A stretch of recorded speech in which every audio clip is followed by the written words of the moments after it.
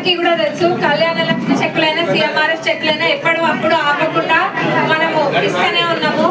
అంతేగాని ఇంతకుముందు పార్టీ వాళ్ళలాగా ఇంతకుముందు ఎవరైతే ఉన్నారో అధికారంలో వాళ్ళ లెక్క చెక్కులు మీరు కండువా కప్పుకుంటేనే ఇస్తామని మనం చేయము. అదే వాళ్ళకి మనకున్న తేడా.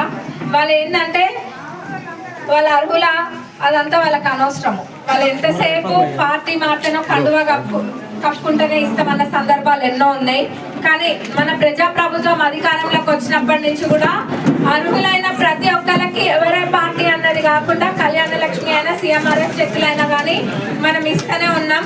ఎందుకంటే అర్హత ఒక్కటే చూస్తున్నాం కానీ పార్టీ అన్నది కాదు. పాలకుర్తి నియోజకవర్గంలో మీ అందరికి కూడా తెలుసు, అభివృద్ధి పనులు ఇప్పటికే 2000 కోట్లకు పైబడి అభివృద్ధి పనులు మన నియోజకవర్గంలో మనం తెచ్చుకున్నాం.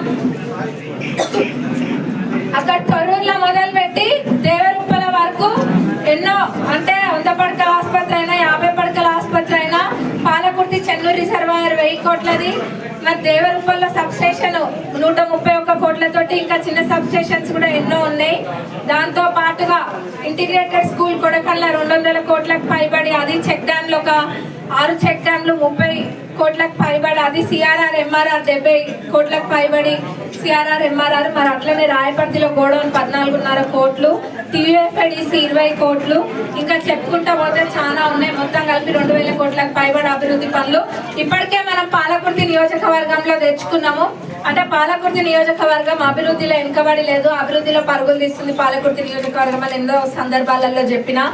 అభివృద్ధి ఇంకా కూడా జరిగేది ఉంది రాబోయే రోజుల్లో. తప్పకుండా మీ అందరి సహకారంతో ఏదైతే ఆ రోజు మాట ఇచ్చినామో అన్ని ఒకదాని తర్వాత ఒకటి చేసుకుంటా వస్తున్నా. చెప్పిన దానికన్నా